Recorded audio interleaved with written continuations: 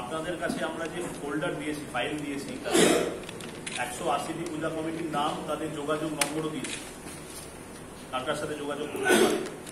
এবং যে আমাদের পুস্তিকা আছে, সেই পুস্তিকায় ওখানে বিস্তারিত লেখা আছে, আমাদের যে নিয়মাবলী সেগুলি লেখা আছে। এবং ওখানে আপনারা 180টি পূজা কমিটির নামের সাথে কোনটা জুবিলি আছে, কোনটা ফ্রি জুবিলি আছে সেটাও পাবেন। আর আমাদের এটার সাথে আরেকটি রাইট আপ দেওয়া হয়েছে, সেখানে আরো ডিটেলস কিছু তথ্য আছে, সেগুলো আপনারা পাবেন। বহু জায়গায় দেখবেন যে চক্ষুদান, মায়ের চক্ষুদান শুরু হয়ে গেছে এবং প্রস্তুতি প্রায় শেষের দিকে।